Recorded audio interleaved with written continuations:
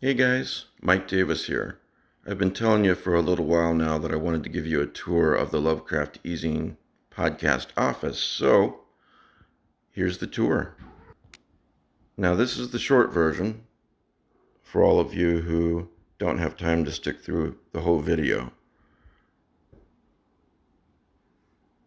I never thought I would have something this nice, and I'm so lucky that the guy who owned this place, he finished off this huge shed.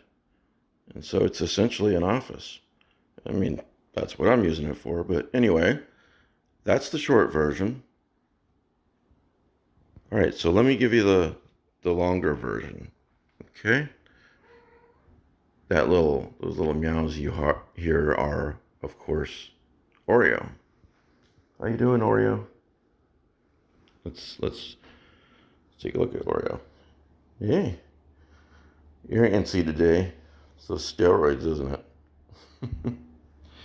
All right, let's start over here. So, I'm going to give you guys an outside tour sometime soon, but basically, this is in the backyard. This is facing our backyard, and the house is this direction, about 10 feet.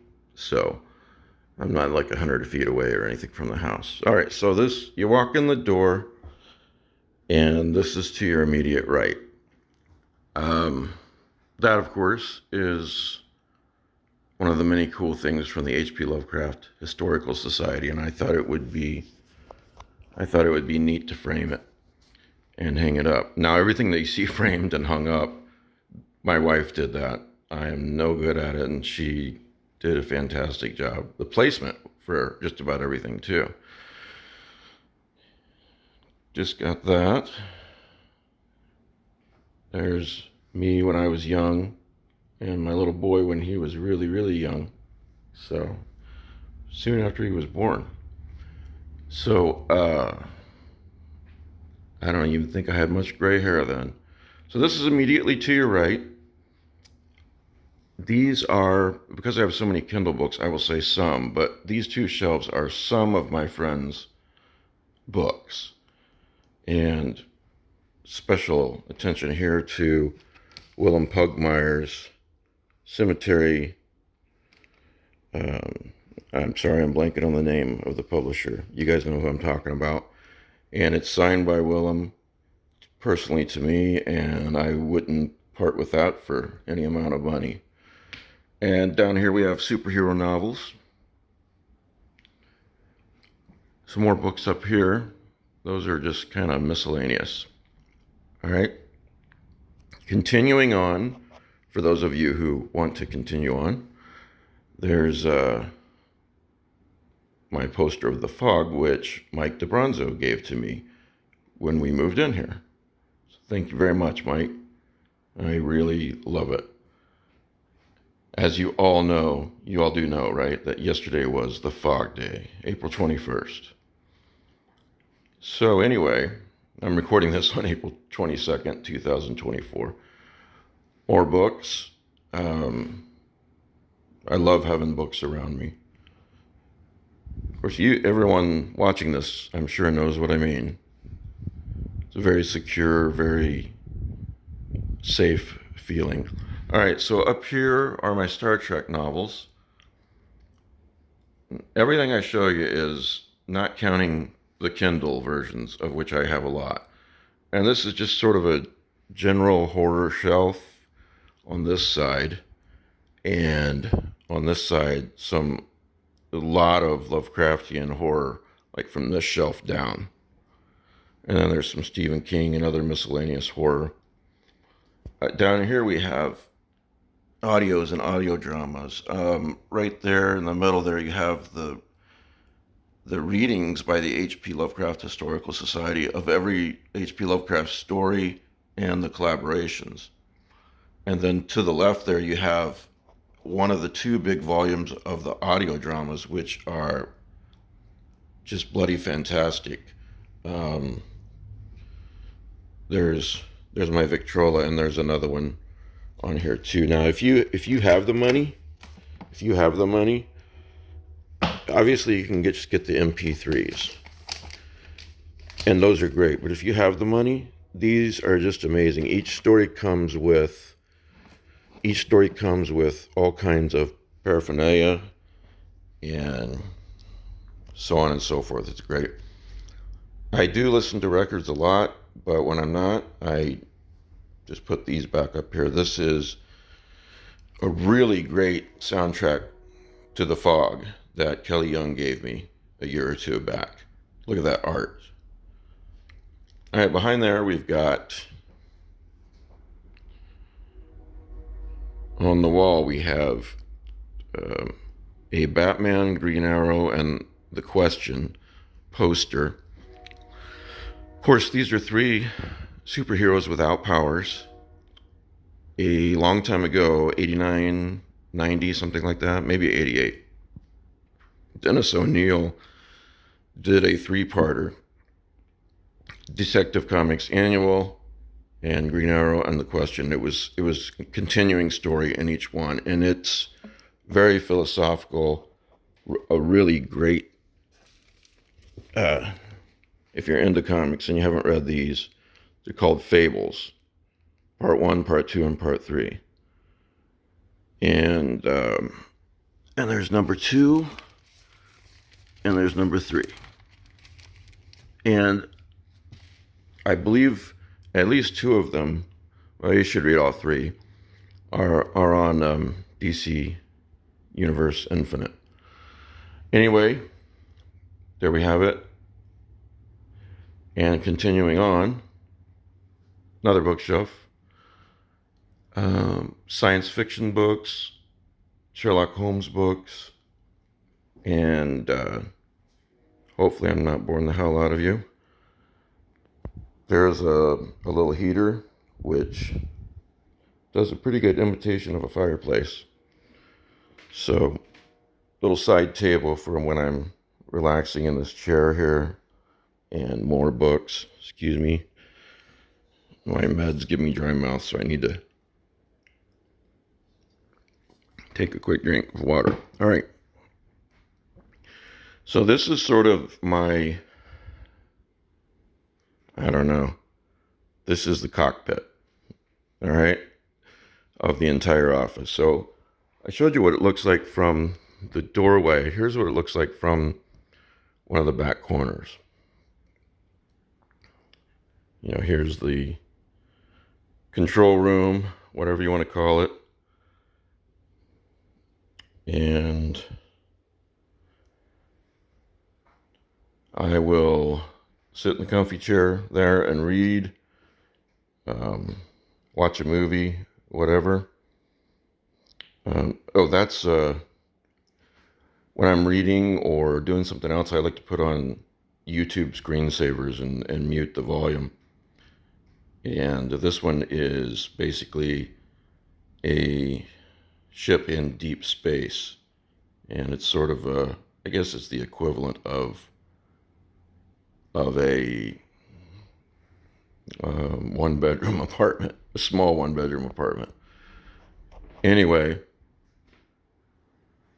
this is really interesting. This is, if you can see it with the reflections, this is a painting by John Coyne. He's an Alaskan artist, and he's a fan and listener of the podcast. Really good guy. I believe he's sent at least 1 or 2 works of art to Laird. One of them was a sculpture, I think. And I mentioned to him how much I was looking at his website. Just Google John Coyne, Coyne, artist, and you should come right to it. And give him some business if you can, because he's a good guy. He's a really great artist, and he gave me this for free. I didn't ask for it. I just mentioned how awesome I thought it was, and next thing you know, he sent this to me in the mail. So, and then behind the old comfy chair is something Logan gave me for my birthday 4 or 5 years ago. King in Yellow and Cthulhu. He had it commissioned, and I think he had in mind Joe Pulver and Me, King in Yellow and Cthulhu, something like that. And I just love it, and I love the thought behind it. And then we have the bookshelf behind me. I write a lot of stuff on whiteboards. I tack up things that I want to remember. Hi, Oreo. Here's what I have here. Picture of Joe. I highly believe in that. And I put these things in front of me so that I don't forget them. Oh, I should have mentioned a couple of things over here. I'm sorry. Let's go back to these paintings, or sorry, to these pictures hanging on the wall.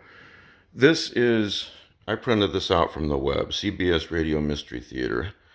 I really enjoyed listening to this when I was a kid. I didn't have TV, and I fell in love with audio drama. And this aired from 1974 to 1982. And so I still listen to it sometimes. And then Danielle and Logan bought that for me. So it's always October 31st in the book house. That's what I call this place. And this is an amazing print of a painting by Dan Sauer, Sauer. That's the same Dan Sauer who runs Jackanapes Press. And obviously he's also an artist. I mean, look at that. That's just amazing. So anyway, back over here.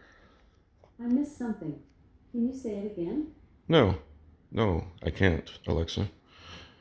All right, so coming back over here, and there's the desk. There's the boss at her desk.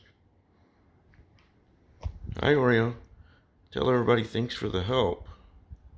Yeah. Obviously, I stack books all around me, and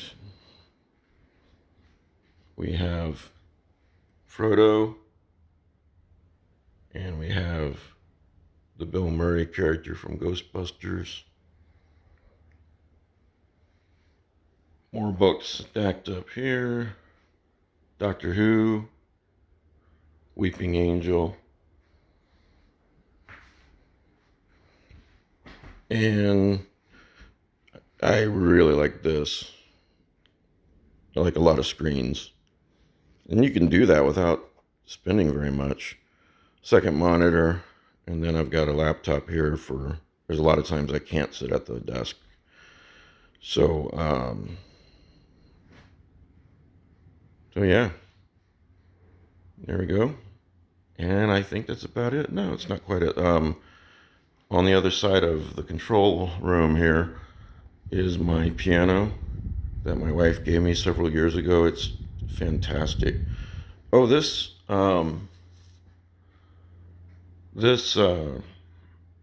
I found when my wife and I were going through an antique store, and I bought it and framed it. I'm thinking, let's see, if you can't read the date, it says February 25th, 1962. And the article is leaning towards the Russians making it to the moon before us. So keep your fingers crossed on that. And Danielle got a bonus several years ago and used it to buy this piano for me, something I'd wanted for quite a while. And last but not least, I received a package today from Chasmina, and one of my patrons and listeners, a really good guy. So shout out to Chaz for sending me this. He sent me a note saying that he thought this would be a good fit for my office, and I agree. Chaz is from Miami, and said any office out there will have a little espresso maker of sorts. So I drink espresso, Chaz. Now I'm going to have to learn to make espresso. That should be fun. So I believe that's it, except, oh yeah, here's the door. Loose lips may sink ships. I'm really into astronomy, as some of you may know. So, and that is not to scale. I'm sure everyone knows that, and I talked about that one already. So, shout out also to every single one of you who have chipped in to help. There she is, to help little Oreo. She's slowly but surely getting better as long as she stays on the special food and stays on the gabapentin and steroids. That costs money, and you guys have supplied that. I really appreciate it. I thought I was going to have to put her to sleep. And so, anyway, yeah, there's the office. So now when you watch the show or listen to the show or watch me on Thursday nights, Sunday nights, whenever, you'll have a picture in your mind of where I'm broadcasting from. So thanks to everyone for the donations. Thanks to Andrew, the Weirdling, on Twitter, who is a good friend and is matching every donation and every new Patreon to donation in the month of April, and every donation through the end of April. And he's matching those funds. I'm just blown away because he wants to, and I know all of you do want to keep the eZine going instead of seeing me working part-time at Uber or something, which I'd be fine doing. I'd be sad, but I'm glad that I can keep doing this. I love doing it. You guys obviously love it. Thank you for all the support. And yeah, there's the Lovecraft eZine office, and I'm sure I will see all of you soon.